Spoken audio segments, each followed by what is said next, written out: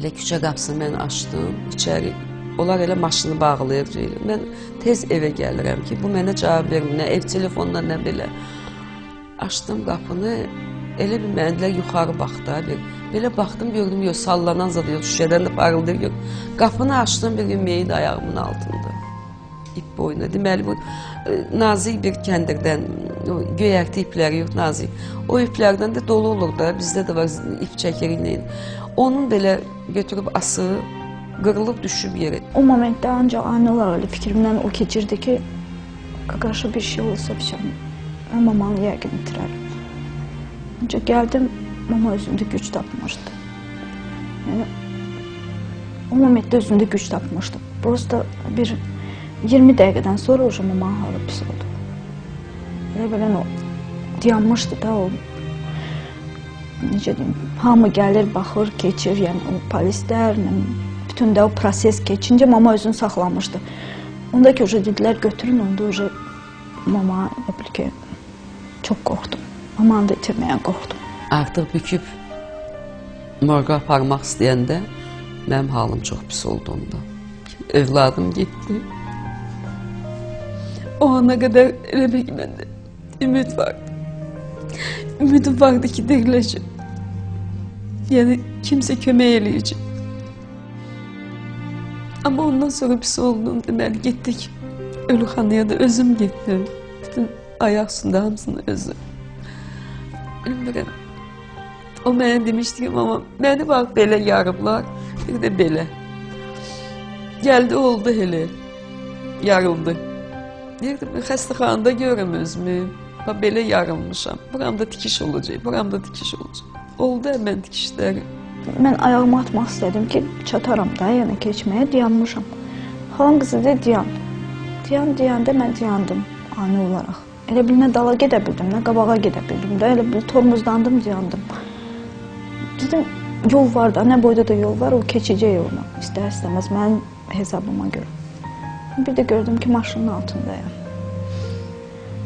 Yəni, neçə dəqiqə özümdən getmişəm, bilmirəm, ancaq gözümü açanda qızımı yerdə gördüm. İstədim durum, götürüm onu, məndən nə qədər aralıdaydı da avtobusun.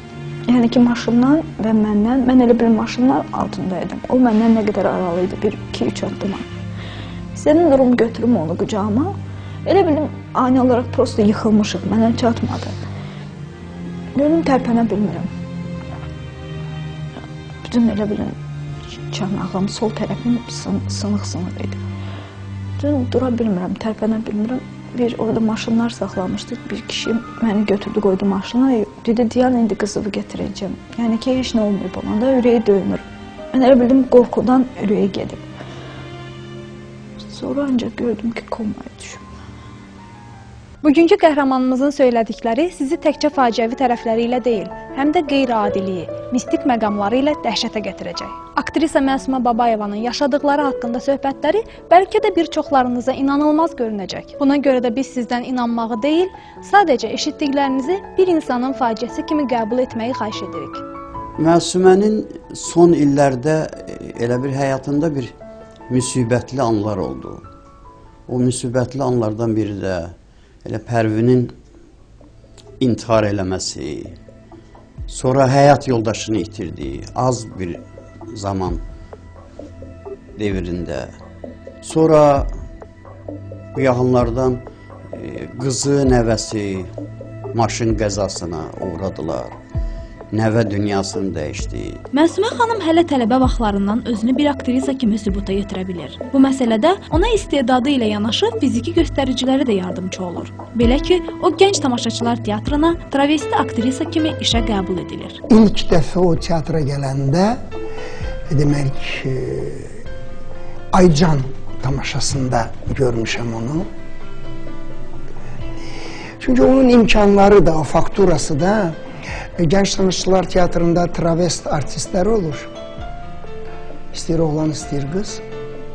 Onu da boy-buxunu, öyle, o gənclik vaxtında görkəmi, o travest rollara uyğun idi. Kurslar boyda ən kiçik Məsumə xanım idi və çox çevik bir qızı idi və təbii ki, çox ürək açıq, çox belə yaxşılıq eləməyi bacaran, istəyən insan, tələbə kimi çox şirin bir bala idi də. Amma ki, o zaman mən bunlardan 3-4 yaş böyüydüm, amma ki, dərs dedim. Bizim teatrımızın çox istedadlı aktyorlarından, aktrisalarından biri də Məsumə Babayevadır. Məsumə xanım 1972-ci ildən Dövlət Gənc Tamaşaçılar Teatrından çalışır. Təxminən 40 il müddətidir. Aktrisanın işi ilə yanaşı, şəxsi həyatı da istəyinə uyğun qurulur. Həyat yoldaşı Ələsgər müəllim öz tünd xasiyyəti ilə seçilsə də, Məsumə xanımı teatrdan uzaqlaşdırmır. Yaxşı insandır, düzdür, biraz ağır təbiətli insan idi.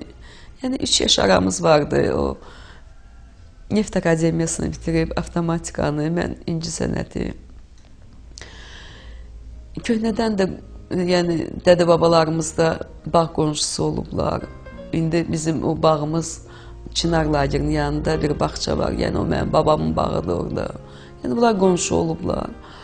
Belə gətirib həyat ki, biz də tələbə vaxtı görüşdük, dost olduq. Uzun illərin dostluğundan sonra, 4-5 il biz dostluq elədikdən sonra ailə qurmuşuq. Çox mehriban ailə idilər. Mən deyərdim ki, həsəd aparası bir ailə idi. Həmişə bütün tamaşalara bir yerdə gəlirdilər, gedirdilər. Yoldaşı həmişə maşından gəlirdi. Məsumə özü də neçə illər yoldaşı xəstələnəndən sonra özü maşını idarə eləyirdi. Məsumə xanım ilk mən deyərəm, qadınlardan idi ki, maşın sürürdü, onun bir maşını var idi, o maşınla gəlirdi. Hətta mən neçə dəfə görmüşəm ki, yoldaşının dalcan maşınla gedirdi, götürürdü, aparırdı evə. Sonra onun ailəsi daha da böyüdü, uşaqları. Aktrisanın övlad sarıdan da bəxti gətirir. Qızı Ülviyyədən sonra dünyaya çətinliklə gələn Pərvin ailənin üzünü güldürür. 6 ayında uşaq başlamışdı danışmağa. Sözlər deyir, məsələn, əlin qoyurdu dilinin altına, atasının adı Ələsgər dedi. Ələsgər, gedə-gedə gezməyə. 2-3 dəfə belə dedi, ondan sonra uşağın danışmağı yandı. Düz 3 yaşında bir də başladı uşaq danışmağa. Qardaşımı çox sevmişəm, həddindən çox. Yəni, xəstəxanada o anadan olanda mənim 7 yaşım var idi, balacıydım. Yəni, evin ərköyünü olmuşam, ilk uşaq 7 il. Yəni ki, balaca uşaq olmayıb da məndən sonra, 7 ildən sonra qardaşım olub. Gedmişdim xəstəxanaya, mama elə bilin ki, onu azad olanda buraxmırdılar içəri. Mən də istəyirəm ki, elə bilirəm kukla alıblar da mənə. Elə deyirəm, jivoy kuklanı göstərin, jivoy kuklanı göstərin. Belində bir xalı vardı oğlumun. Anadan olanda o xal yox idi onda. Deməli, evə gətirdim, bir 20 gündən sonra xal yarandı. Azərbaycan xəritəsi. Qara oldu belə. Elə bir xəritədir yanımda. Gənc Tamaşaçılar Teatrındakı tamaşalara, məşqlərə, qastrol səfərlərinə ailə üzvləri ilə birlikdə gələn Məsumə xanımın övladları da teatr aləminin sevimlisinə çevrilirlər. Burada çalışan bütün insanların, yaradıcı və yaxud belə texniki işçilərin, övladlarının hamısı bizim teatrda böyüyürlər. Bizim gözümüzün qarşısında böyüyürlər və təbii ki, bunlardan hər hansı birinin bugün həyatda olmaması bizə təsir eləyir. Şəxsən mənə bir kollektivin rəhbəri kimi təbii ki, təsir eləyir. Pərvini çox gözəl tanıyırdım. Çox yaxşı, tərbiyəli oğlan idi. Çox sakit. İlahi, bu necə tərbiyəli idi, bu necə hər bir hərəkətin, hər bir danışığını bilən uşaq idi. Belə uşaqlıqdan, lap körpəlikdən. Pərvin isə lap kiçik yaşlarından öz qeyri-adi bacarıqları ilə hamının təəccübünə səbəb olur. Qısa müddət ərzində nəinki ailə üzvləri, həmçinin kənar şəxslər də bu vunderkindin ağlına, dərrakəsinə, musiqi qabiliyyətinə həsəd aparırlar. Çox zirək uşaq idi. 3 yaş yarımda gedirəm musiqiyə. Başçım fortepianoya gedirdi. Dedi, mən də gedirəm. Getdim, ksilofon aldı. Başladı ksilofonda çalmağa. 1 il belə getdi dərsə. 4 yaş yarımdan fortepianoda başladı o da çalmağa. İmtahan verdi, götürdülər. Yəni, absolut usluqdur bunun uşaqda. Məktəbdə mənə görə tez getmişdi məktəbə, 4 yaş yarımdan. Deyirdi, bacım gedir məktəbə, mən də gedirəm. Elə bil, həm bacı olub mənə, həm qardaş. Yəni, yeri çox görünür. Çox. Hayfım da gəldi o uşağa, doğrudan da o uşaq məktəbə də tez getmişdi. Hətta onun məktəbə yaşından qabaq getməyində də mən iştirak eləmişəm. Yəni o vaxt Maarif Nazirliyi idi. Mən Məsumə xanımla elə bir yerdə getdik. Onun üçün icazə kağızı aldıq ki, məktəbə təqdim eləməyə. Orada sorğu-sual elədilər onu. Birinci sinifə, vaxtından qabaq birinci sinifə getmək üçün. Uşaq bütün suallara cavab verdi. Yaşından artıqlaması ilə. Çox gözəl bir oğlan idi. Mən deyərdim ki, elə bil oğlanın üzündə bir nur var idi. Çox nurlu üzü var idi, sarışın bir oğlan idi. Allah ona rəhmət eləsin. Doğrudan da o uşağın başına gələn bu faciəni mən eşidəndə çox pis oldum. İnsanlarla belə münasibət quran, tez münasibət quran deyildi. Həm də qəribə bir susqunluğu vardı. Çox danışan deyildi. Hər kəsin gələcəyin dahi alimi və ya istedadlı incəsənət xadimi kimi baxdığı Pərvində yeniyetməlik yaşlarından qəribəliklər hiss olunmağa başlanır. 14 yaşı olanda demişdi ki, ayıldı yuxudan, qayıtdı ki, mama, mənə nəsə nəlbəkdə qara bir şey verəcəklər. Mən ondan sonra pis olacağım. Mən deyim, sənin ki, görüntün var da, bilirsən, qara şey kim verdi sənə nəlbəkdə nəsə içməzsən. Elə belə qoruyurduq onu ki, yəni belə bir şey olmasın. Bu da babası ilə gedirdi hazırlığa. Baba apardı onu bilbiliyə, gedirdi, gəlirdi. Bir gün babası getmədi, nəsə ürəyi tutmuşdu. Bu uşaq özü tək getməli oldu. Getdi imtahan hazırlığa. Həmən o evdə ona nəlbəkidə qara bir şey içirdi. Və bunlar deyir ki, mumyadır. Əridirlər, 5-6 dənə atıb əridirlər ki, iç bunu. Bunu içmək istəməyəndə, özü sorular mənə danışdı. Deyir, mən içmək istəməyəndə, elə bildir kimsə dayanmışdı başımın üstündə. Deyirdi, içməsən, sən buradan çıxandan sonra sənin maşın vuracaq, tikən ələ gəlməyəcək. İç, amma bunlar bilmir ki, bunların başına nə gələcək. Mən deyir, nəlbəkini içdim. Sonra orada halı pisləşib, yatmaq istəyir, nəsə o... Evə gəldi. Mən hazırlıqdan sonra evə gəldi, otaqda oturub hazırlaşırdı. Birdən çıxdı, söykəndi divara, televizorun yanında. Dedi, mama, mən öldüm. Öldüm deyəndə ancaq bir 3 metrə yolu çatdırdı özüm mənə. Mən divanda oturmuşam. Yıxıldı. Yıxılandı, mən tutdum onu. Nə yaxşı ki, başı içeri dəymədi bunu. Düşdü komaya. Mən ağlayıram, qızım ağlayır. Burada köməksiz, üçümüz idi evin içində. Bu anda elə bir ki, pəncərə açıqdı. Mən də gördüm, yəni qızım da görüb, sorular özü də deyirdi bunu ki, 2 işıq belə balaca yumru işıqlar gəldi. Gəldi buna tərəf. Bu birdən əlini başladı ürəyinin üstünə vurmağa, ayıldı. Ayıldı, elə bir qoca bir kişi oldu. Sifət belə dəyişdi. Mən ölməyəcəyəm belə şeylərlə. Durdu ayağa, başladı, tamam başqa adam oldu da bu hadisədən sonra. Bu qəribəliklərin səbəbini atasının ağır xəstəliyində və ölümündə görənlər də olur. May ayında atası rəhmətə getdi. Ata rəhmətə getdi, bu təzədən elə bir ki, stres aldı, güclü. Birdən-birə böyüdü uşaq evin içində. Yəni boyatmamışdı elə, sorular boyatdı. Amma elə birdən-birə böyük bir kişi oldu. Hər şey bunun üçün də yəni idarə eləməlidir, nəsə belə də. Elə benim atamdan sonra güclü stres keçirdi. Ən çox onunla bağlayırdım. Yəni o stres çox təsir elədi. Bunlar da insanı çox sındırır. Çünki çox yaxın adamlarını itirib. Görürsünüz, özdəki indiki yaşında yox, necə gənc yaşından sonra Məsumə xanım yaşlı deyil axı. İndi yaşı artıb, amma onlar yoldaşını itirdi, uşaqlara baxdı, uşaqları böyütdü, sonra uşaqlarından problem çıxdı. Yəni, dünyasını dəyişdi. Yəni, o, yəni ki, bu, necə elə, çapıqsız olmur, çapıq qalır. Pərvini fərqləndirən xüsusiyyətlərdən biri də hələ kiçik yaşlarından ölüm haqqında danışması olur. 5 yaşlı uşağın özünə qəbir sifariş verməsi nə qədər dəhşətli olsa da, ailə tədricən bu cür söhbətlərə öyrəşir. 45 yaşı olanda biz maşınla gedirik üzü şəhərə. Onda da heykəllər sökülmüşdü. Deməli, bu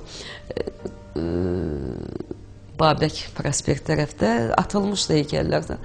Qırmızı rəngdə mərməri görəndə birdən qışqırdı ki, ata bax, mənim üçün belə mərmərdən qoyarsınız da, qəbrim bax bu rəngdə. O da qayıtdı ki, məndən düşünürsə, anova deyil, anı, mən onu görməyəcəyim. Mənə gic-gic danışırız, qutarımdır. Yəni, bu söhbət qaldı belə. Sorular da evdə danışırdı. Dedim, amma görürəm ki, mənim üçün qəbir qoydurmuşsan.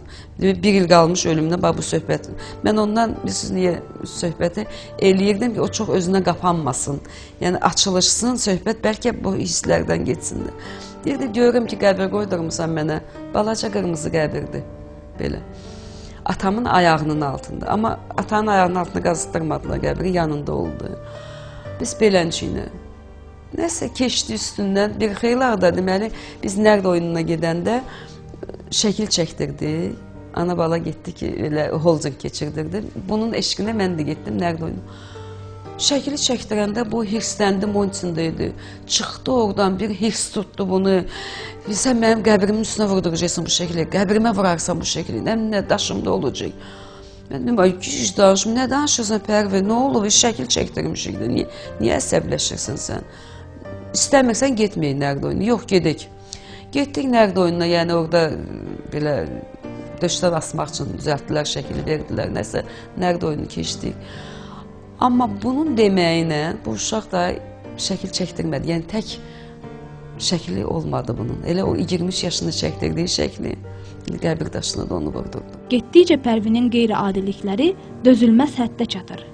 Şəxsiyyətində ikiləşmə baş verən gənc bəzən öz aqressivliyi ilə Məsumə xanımı da qorxudur.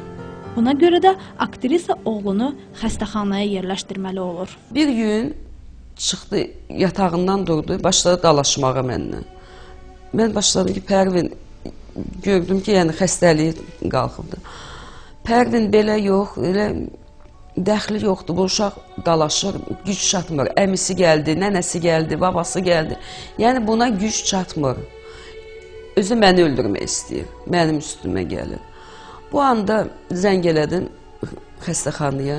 Demək, xəstəxanadan briqada gəldi. Oturdum, onu apardım. Ağabey Sultanım işlədi, 2 nömrəli banitsə. Apardım, orada yerləşdirdik. Normal. Təsəvvür edin ki, elə bu evdə olan adamdır. Yəni, bir müddət orada yatdı, atasının ilini verdi, oradan çıxartdım, sonra gətirdim ki, bir də tezdən stres almasın. İstəmirdim, elə bir insan o cür streslərə düşsün. Hətta əlimizdən gələn qədər, yəni onu stresdən çıxartmağa çalışırdıq.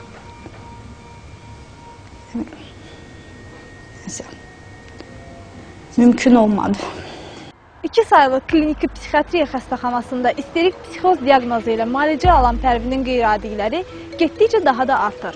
Yanına hansısa qızın gəlməsini, ona siqaret verməsini deyən oğlan tədricən anasını da inandırmağa nail olur. Deməli, bu xəstəxanadan çıxanda, bu demir ki, qız gəlirdi yanıma.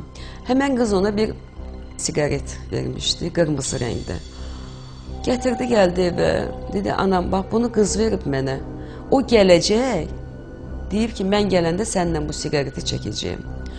Neçə il qorudu o siqareti? 2 il, 3 il, 4 il qorudu o siqareti. Bir gün belə oldu ki, mən çəkirəm bu siqareti, nə qədər qalacaq bu? Demək, çəkirsin, çəkdi, alıb qoyarıq yerinə. Çəkdi siqareti. Çəkdi, ölümünə yaxın, amma bir qorxu düşmüşdü canına ki. Amma mən niyə çəkdim o siqareti? Niyə qoydun ki, mən o siqareti çəkim deyir?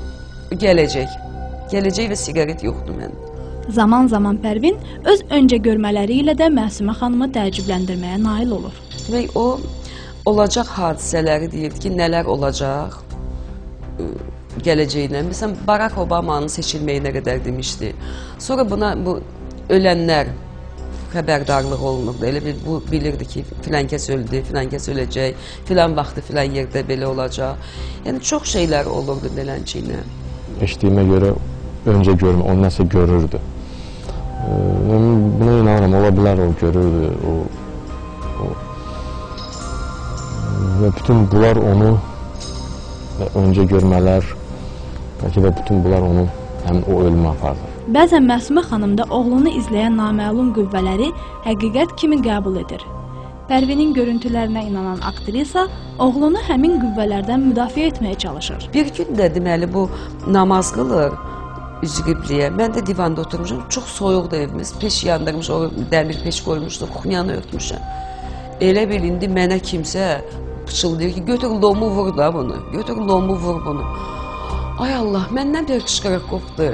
Dedim, Allah Taala məni bala qatili eləmə. Yəni ola bilər ki, mən əlimi atım lomu. Yəni bu yazıq vidində də artıq səcdiyə gedib. Mən bunu götürüb lomba belə dayanıbdı. Götür belə vur onu, öləcək. Özü mənimlə götür boynundan vur onu. Götür, götür. Dəhşət dərəcədə bir qışqırıq qopdu məndən ki, məni bala qatil eləmə, ay Allah. Nə istəyirsən elə, amma bala qatil eləmək. Qəribəlikləri də dözmək lazımdır. Məsumə xanım bütün qəribəlikləri dözürdü. Çünki o qəribə cür düşünürdü və onu hərəkətə çevirirdi. Onda qəribə hərəkətlər əmələ gəlirdi. Və bəzən də ola bilər ki, o qəribə hərəkətlər dözülməz olurdu. Məsumə xanım üçün də dözülməz ola bilərdi. Oğlunla deyirəm də elə bir yoldaşlıq eləyirdi. Oğlunun elə bil içinə girmişdi, ruhuna girmişdi. Bax, bu yəni anları mən onda hiss elədim. Bəzən mən Məsumə xanıma baxırdım, deyirdim, yəni bu Məsumə xanım yəni bunlara inanır. Amma həqiqətən mən özüm mistik qüvvələrə inanan bir insanım. Yəni inanıram mən belə şeylərə. Amma hardasa baxmayın da insanam, fikirləşirdim ki, məsələn bunun oğlu belə xəstə olubdu, xəstədir. Bəlkə o qədər bununla bir yerdə olubdu, bunun o qədər əziyyətini çəkir. Artıq bəlkə onun beyni yorulubdu. Ona görə amma yəni o inandırırdı məni, mən inanırdım ona. Və onun oğlunun dediklərinin çoxsu düz idi. 25 yaşlı Pərvin ikinci dəfə xəstəxanaya yatırılır. Bu dəfə diaqnoz daha ciddi olur. Şizofreniya. Bir müddət xəstəxanada qaldıqdan sonra evinə qayıdan oğlan fiziki cəhətdən də xeyli geriləyir. Qıc olmalar başladı bunda. Əli, qolu şikəstik elə bil ki, gedirdi bunda. Həkimə zəng elədim, yəni də təcili yardıma gəldilər. O briqadada artıq tanıyır, ünvanını bilir. Üstləri gəldi, götürdük, getdik xəstəxanaya. Demək, bu xəstəxanaya da qoydum bunu. Bir xeyli ağda həmən xəstəxanada yatdı. And verirdi mənə ki, ana, mənə bir şey olsa məni maşdağıya qoyma. Mən oradan iticiyəm, məni tapmayacaqsan. Yəni, o da deyili buna. Dedi, nə badə məni maşdağıya qoyursan? Dedim, yox, yəni də apardım 2 nömrəliyə. Deməli, onlar da sən demə qanunları dəyişib, götürmürlər. Axır ki, bir təhər yerləşdirdik ki, demə, ikinci dəfə xəstə olanı, gələni maşdağıya göndərmir. Yəni, bura yerləşdirdim mən bunu, qaldı. Deməli, dekabrın 27-sindən hardasa fevralın 3-nə qədər də burada qaldı. Orada da gəlirdim yanına, deyirdi ki, amma mən özümü asmışam, buram əzilməyib, bax, bunlar. Deyirəm, yox, heç nə yoxdur. Keçdim həkimlərdən soruşdu, burada nə ilə asacaq onu özünü? Sən demə, buna göstərilib özünü asmaq. Məsumə xanım hər şeyin öz qaydasına düşəcəyinə ümid etdiyi vaxt, Pərvin intihar planları düşünür. Gəlib qonşularla sağollaşıb, yəni babası gilə gəlib əmsinin yanına. Girib orada oturub, çörək yiyib onlarla sağollaşıb, deyib gedirəm evə. Bunlar da bunu yola salıb ki, ged evvizə. Burada da gəlib qonşularla, uşaqlarla, deyib, məndən incikliğimiz yoxdur. Əl verib, görüşüb, hamısı ilə sağollaşıb. Yəni, haradasa elə bil ki, kəndi fırlanıb da özü üçün, gəlib asıb özünü pisib. Mən həmin günü qızımla yatmışdım. Bir günorta yuxusuydu da, elə biləm, günorta yatdım. Yuxuda gördüm ki, yanıb başımızın üstündə bizimlə sağollaşır. Mən elə bildim, həqiqətən evdədir də, bizdədir. Elə bir yuxuş aparmışdı da, məni bir 10 dəqiqəlik. Uşağı dedim, yatırdım, oyansın, gedeyim mamagilə. Özüm durum, işim görüm, gedeyim mamagilə. Deyirəm, sən bir səhərdən zəng eləyirik, niyə telefona cavab vermirsən yuxuda? O da öpür bizi ikisimizi də, elə bil uşaq sol tərəfimdə yatmışdı, sağollaşır. Mən gəlmişəm diyor, sağollaşmağa. Mən qapının sesini eşidirəm ki, spalinin qapısının sesi gəlir. Bu momentdə elə bilin ki, qaynanam içəri girir də, spalinin eyni vaxtda açılır. Görüm, mən oyadır ki, mama sənə zəng eləyir, telefonla, dur ayağa. Durmağımla telefonu götürdüm, mama deyir ki, qaqaş bez özünü asıb. Bizim evimiz elə bil ki, yaxındır da mamagilə, bir 10 dəqiqəlik piyada yoldur. İnanın o 10 dəqiqəni mən gəlincə, elə bildim bir əsir yol gedirəm. Hələ mən maşına oturmuşdum ki, maşınla da taksiyə oturdum ki, məni bir də mamagilə aldı. Deyirəm ki, tez sür, tez sür. Mənə elə gəlir ki, o çox yavaş sürür. Hansı ki, maşından 5 dəqiqəlik yoldur da elə biləm. Küçənin elə bilin o başından bu başına yol gəlirəm. 5 dəqiqəlik yoldur. Nə biləm, Allahım o günü heç kimə göstərməsin.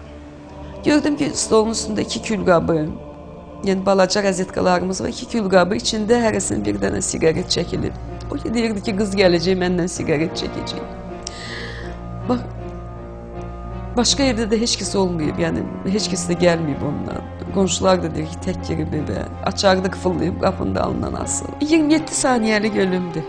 Yəni onun yanında o anda kimsə olsaydı, xilas eləyərdi onu. Özüdür qırılıb düşübsə də, onun da oksigen ki çatmır beynə.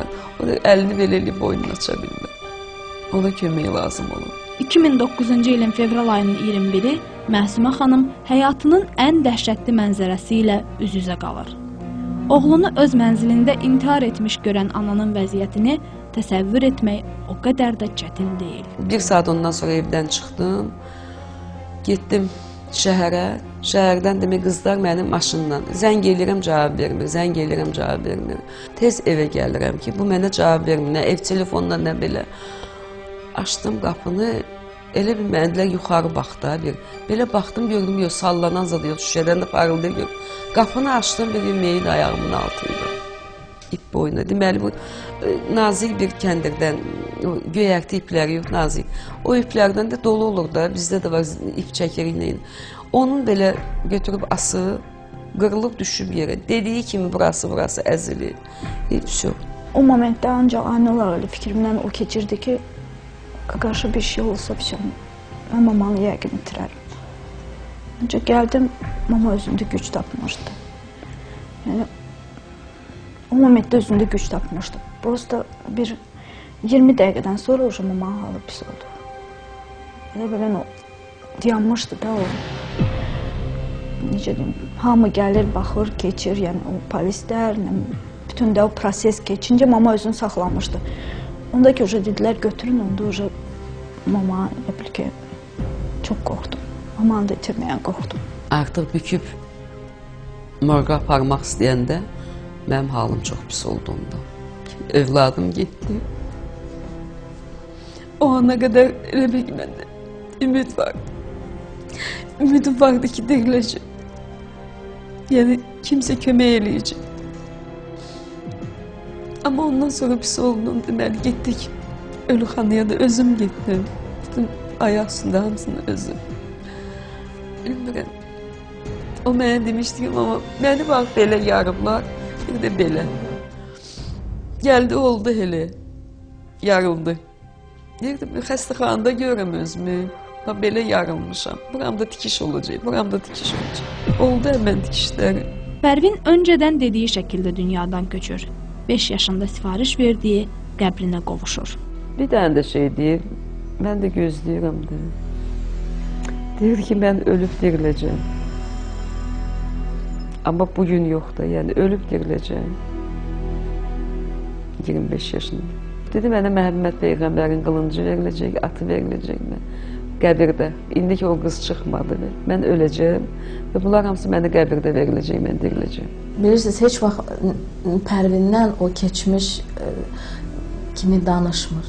Elə bil ki, Pərvin sağdır. Bir şeir deyir, yazıb, yəni ölsəm qəbrim üstə anam gələcək. Əlləri ilə o məni isidəcək. Deyib, külək mahnısı ilə məni yad edib, ağlayıb, sızlayıb fəğan edəcək. Deyə bilməyəcəyim.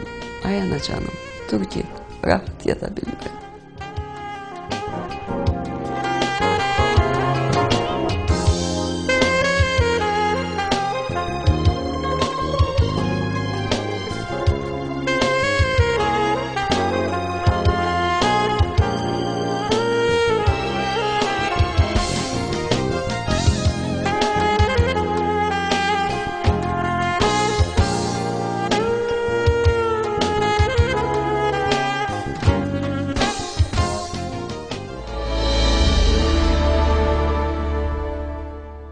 Həmin vaxt Məsumə xanımın heç ağlına da gəlmir ki, cəmi 2 ildən sonra o daha bir əzizinin qəbrinin hazırlanmasına şahidlik edəcək. Bu isə qızının yeganə övladı Nəzrin olacaq. Yox, o demişdi. Yəni ki, mənə bir şey olsa ona da olacaq. Ancaq mən demək olar ki, o rəhmətə gedəndən sonra elə biraz qorxurdum, hardasa qoruyurdum onu ki, birdən yəni onlardan, yəni fərqinə varmırdım o sözün. Ancaq fikirləşirdim hardasa ürəyimin dərində ki, birdən nəsə olar. Ancaq sonra o keçdi elə bilin, o qorxu hissi. Yəni, onlarla elə bir arası 3 il oldu da. Ancaq keçdi də hardasa. Yəni, arxayınlaşmışdım ki, heç nə ola bilməz də. Hərən bir yazısı var. Heç ağlıma da gəlməzdi ki, yəni, gülə-gülə getdiyimiz bir yerdə, ana-bala deyib güldüyümüz bir yerdə. Özü bütün yolu gülürdü. Gülüşü hələ də qulağımdadır.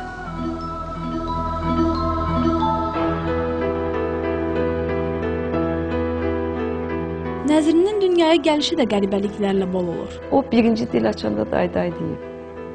O uşaq bir neçə dildə ana sözünü deyirdi, dillər. Elə bil ki, beynində deyirdi, məsələn, İngilis dilində, Azərbaycan dilində, Fransız dilində, Gürcü dilində, Rus dilində. Bu dillərdə ana sözünü, məsələn, 3 gün belə deyirdi, 3 gün belə deyirdi və beləcə. Çox qəribə bir, o da qəribəliklərlə idi. O 2 yaş yarımlıq idi dayısı rəhmətə gedəndə. Heç kəsə ölənəcən dayı demədi. Dayım bir dənə, Pərvin. Bu balacanın da nadir istedadları və bəzən mənası dərk edilməyən danışıqları çoxlarını heyrətə salır. O da qardaşım kimi çox ağıllı uşaq idi, çox. Yəni, biz onunla İngilis dilinə gedirdik. Hələ tezə başlamışdıq getməyə, sentyabr, oktyabrın əvvəlləri idi, 2011-ci il. 2 dərs getmişdi. Demək olar ki, müəlliməsi deyirdi ki, mən deyir, 1-ci sinif, 2-ci sinif İngilis dilinə dərs deyirəm uşaqlara, belə sürətlə götürmürlər onlar. Bütün ailənin istəklisi olan balaca qızcığaz dəhşətli avtomobil qəzasının qurbanına çevrilir. Ehtiyatsızlıq ucbatından baş vermiş bu qəza Ülviyə xanımı və Nəzrini xəstəxanaya salır. Amma xəstəxanadan sağ çıxmaq bircə Ülviyə xanıma qismət olur. Bütün yolu gülürdü. Biz yola çıxdıq, elə düşürdük ki, İngilis dilinə dərsinə gələcəkdik. Elə bir xəstəxanadaydıq xalam qızının yanında. O bir xalam qızı ilə çıxdıq ki, yolu keçək. Dedi, gedək aşağıdan yolu keçək. Bizim uşaqlarla o yolu necə keçmək olar? Dedi, maşın da yox idi. Bir dənə maşın gəlirdi cəmisi. Yəni, 2 dənə yolu keçmişdik artıq. Sabunçu yolunda. Qoşu xəttin üstündə dayanmışdım. Bir dənə yavaşdan, o da sürət bilinir ki, yavaş gəlir də. Yəni, çox sürətli gəlmirdi. Dedim, qoy keçsin, sonra keçək, dayanmışıq. Elə bax, bir də mən ayağımı atmaq istədim ki, çataram da, yəni keçməyə, dayanmışam. Xalam qızı dedi, dayan. Deyəndə mən dayandım, ani olaraq. Elə bil nə dala gedə bildim, nə qabağa gedə bildim də, elə bil tormuzdandım, dayandım. Dedim, yol var da, nə boyda da yol var, o keçəcək yoluna, istər-istəməz mənim hesabıma görə. Bir də gördüm ki, maşının altındayam. Yəni, neçə də gözümdən getmişəm, bilmirəm, ancaq gözümü açanda qızımı yerdə gördüm. İstədim durum, götürüm onu. Məndən nə qədər aralıdaydı da avtobusun. Yəni ki, maşından və məndən, mən elə bir maşından altındaydım. O məndən nə qədər aralıydı, 1-2-3 addıma. İstədim durum, götürüm onu qucağıma. Elə bildim, ani olaraq prosto yıxılmışıq, mənə çatmadı. Gördüm, tərpənə bilmirəm. Bütün elə bilin, çanağım, sol tərəfim sınıq-sınıq idi. Bütün dura bilmirəm, tərpənə bilmirəm. Orada maşınlar saxlamışdı, bir kişi məni götürdü, qoydu maşına. Dedi, dayan, indi qızıvı gətirəcəm. Yəni ki, heç nə olmayıb ona da, ürəyi döyünür. Mən elə bildim, qorxudan ürəyi gedib. Sonra ancaq gördüm ki, komaya düşüm. Avtobus oturdum, bir gün zəng gəldi. Zəng gəldi, bacımız zəng eləyir. Dedim, ürəyimdən elə bir ki, şey keçdi, tel ki, bu niyə mənə bu vaxt zəng eləsin? Açdım telefonu, deyir, hə, Məsumə, biz bilirsən, Ülviyəni maşın sürtüb, biraz balnitsadan çıxanda Mehribanın yanına. Biz gəlib Sabuncuda, Mehribanın yanındadır balnitsa. Dedim, nə olub? düzündür də, mənə ölüb, qalıb, yox, heç nə ad bu. Təzədən yığmışam nömrəni, zəng edirəm. Mənə düzündür, uşaq da axı oynandı. Onu maşın vurubsa biz uşaq deyəndə bu çaşdı. 7 gün elə bilim komada qaldı. Həkimlər məni tərpənməyə qoymurdular. Mən başqa palatadaydım, o reanimasiyadaydı. Prosta bir-iki dəfə elə bilən kravatı sürüb aparmışdılar onun yanına ki. Yəni həkimlər bilirdi də, istəmirdilər ki, görürdülər, ağlayıram, dayanmırdım. Öləşmişdim də, onsuz qala bilmirdim. Qardaşımdan sonra elə bilin, qardaşımın da iyini ondan alırdım.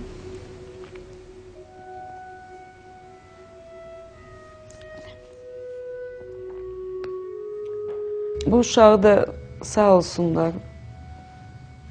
Yəni bizim Mehriban xanım Əliyevə çox kömək elədi. Onun həkimlər gətirdi üstünə. İngiltərədən, Türkiyədən, burada İtalyan həkim vardı uşaq onu. Yəni aparaturalar, nələr. Mümkün deyildi. Sabunçu balnicasında xüsusi baxılırdı bu uşağa. Anasına da, özünə də, yəni uşaq komada. Mümkün deyildi. Dedim həkimə ki, aylardır, deyir, nə danışsın? Kaş hematoma olardı, nəsə boyun sınıbsa buna çarə yoxdur. Amma 3 ay bu adam qala bilsə aparatın altında, bu da mümkün olan şeydir. Qala bilsə, regenerasiya gedir və mümkündür ki, olsun. Bu da mümkün olmadı. O rəhmətə gedəndə də gecə idi mənə, nə yoldaşım, nə anam heç nə demədi. Ancaq mən hiss eləyirdim. Sadəcə olaraq onlar sonra səhərsi gün gəlib dedilər. Ancaq səhərə qədər mən elə bir iynə vururdular ki, mən elə deyirdim, aparım məni. Çünki hiss eləyirdim, gördüm nəsə yaxşı deyil hadisələr. Sonra səhərsi gün deyəndə özümə yer tapa bilmirdim. Yəni, övladını itirmiş ana, bir ana Məsumə xanım öz övladını itirdi, sonra qızı öz övladını itirdi. Bu nə ola bilər sizcə? Yəni, bu düzdür, biz hamımız ürək-dirək verdik ona, amma hər kəsin öz həyatı var. İnsanlar gəlir, sənə ürək-dirək verir, sonra gedir. Amma yenə sən dərdlərinlə baş-başa qalırsan. Mən anamı görmüşdüm, qardaşımı itirəndə necə stres keçirmişdi, ancaq özünü saxlayırdı. Yəni, bu dəfə də stresdə özünü saxlayırdı. Mən elə bilin ondan özümdə güc tapdım ki, mən anama lazımam. Yoldaşıma lazımam. Çox kiçik zaman kəsiyində bir neçə əzizini itirən Məsumə xanım yaşadıqlarının müqabilində inanılmaz bir dözüm nümayiş etdirir. Hər kəsin təəccübünə rəğmən işə davam edir, teatr və kinoda müxtəlif obrazlar canlandırır. Məsumə xanım ruhdan düşmür. Mən bir qadın olaraq o xanımda, bir xanım olaraq mən onda ruhdan düşmə halları demək olar ki, hiss eləmədim. Məsumə bu müsibətlərin içində özündə bir güc tapa bildi, bir inam tapa bildi, həyata, yaşamağa inam gücü tapdı. Yəni, bu müsibətlərin içində onun işinə deyəsən ki, zərrə qədər bir təsir oldu, mən deyərdim, yox. Bütün bu başına gələn faciələrinə baxmayaraq, mən həsəd aparası bir qadındır, yaxşı mənada. O yumor hissini itirmir. Kollektivdə deyib gülən şəndir. Deyirəmsə ki, o elə bil ki, sinə gəlir. Yəni ki, bu belə olmalıdır, bu həyatdır. Yəni, o qədər stres keçirməyimizə baxmayaraq ailədə. Yəni, mən o teatra gedib anamın o səhnədə necə bütün o stresləri kənarda qoyub və səhnədə həmin rolu elə bilin ki, oynayır. Yəni, bütün problemlər elə bilin qalır səhnədən kənarda. Onda mən də çox sevinirəm. Mən düşünürdüm ki, Məsumə xanım bütün bunlardan sonra necə, bütün bu ağırlığı, bu yükü necə çiyinlərinə çəkəcək? Necə olacaq? Yəni, bəli, dediyim kimi, bu həyat onu əssə də, əzişdirsə də, Məsumə xanım sınmadı. Ən əsası budur ki, Məsumə xanım sınmadı. Gənc Tamaşaçılar Teatrında 40 illik sənət fəaliyyətinə baxmayaraq, Heç bir fəxri adı olmayan aktrisa buna görə də üzülmür. Çünki Pərvinin bu məsələ haqqında da dediklərinə inanır. Bir gün ağlaya-ağlaya gəlirəm evə. Demək, təxriyyatlar paylanır. Mən də özümü çox belə saxlamışam. Metroda göz yaşlarım axır sumkanın üstünə. Gəldim, hoşum, evə çatdım. Küçə qapısını açdım, hönkürdü ilə girmişəm içəri. O da həyətdə belləyir torbağı. Mama nə olub, mama nə olub? Heç nə, girdik içəri, oturduq kuxnyada ağlayım. Demək, heç nə. Hamıya ad verildi, yəni mənə ad verilmədi də. Mən belə deyəndə, dedim, mama, sən öləndə səni mən bastırmayacağım. Deyirəm ki, hə. Səni çiynimdə aparmayacağım, deyirəm ki. Daşının üstünə yazdıracağım ki, xalqın artisti. Kim nə deyəcək şəklimin altında. Deyirdi, gülüşdü, yəni belə zarafata saldı da. Ondan sonra mən heç fikir vermirdim. Mən deyərdim, o çox zəhmətkeş bir aktrisadır. Mənim aləmimdə zəhmətkeş aktrisa sözü bütün fəxri adlardan üstündür. Ona həyata bağlayan tək ümidi olan qızı Ülviyə ilə nəfəs alan Məsumə xanımın bir arzusu var. Qızının yenidən ana olması. İstərdim Allah Teala qızıma övlad versin. Nəvələrim olsun. Onlara bax. Qalan nədir? Teatrda işləyirəm. Yəni, ən böyük arzum olub, işləmişəm, işləyirəm. Çəkilməkdir, çəkilirəm. Yəni, elə bir arzum yoxdur. Həmişə əlim göydədir. Allahdan arzu edirəm ki, Məsumənin nəvəsi olsun. Hər bir insan kimi o da özündə iradə tapır və davam edir, yaradır. Bircə balasının, nətər deyərlər, eşqi ilə yaşayır. O ümidlə yaşayır. Allah ona kömək olsun. İndən belə, nə deyim, pis-pis hadisələr, qəziyyələr ondan iraq olsun. Ancaq şükürlər olsun ki, keçdi. Mən fəxr edirəm ki, mənim anam güclü qadındır. Həqiqətən. O cümlə stresslərlə. Yəni, dünyanın malı dünyada qalacaq. Heç nə gözümdə yoxdur. Mənim üçün bu soyuq divarlardır. Heç bir mənası yoxdur. İnanırsın mənə. Yəni, o varın, dövlətin, heç nə istəmirəm. Allah qızımı məğman eləməsin, bala versin, ona əvəzini versin. Qoy onlar yaşasın. Yəni, onlar yaşasa, mən də yaşayıram. Bizim davamçılarımızın. Allaha qurban olun. Özü bilənməslər. Mən həmişə deyirəm, özü bilənməslər. Bəlkə də bütün bu söhbətlərdən sonra tamaşaçılarda Məsumə xanım haqqında müxtəlif fikirlər yarandı. Amma adi gözlə görünməyən, ilk baxışdan qəbul edilməsi mümkünsüz olan elə qüvvələr, hadisələr var ki, onların mövcudluğunu nə elm, nə də dini mənbələr kəskin şəkildə təksib etmir. Bəhs etdiyimiz hadisə və şəxsləri də bu sıraya aid etmək olar.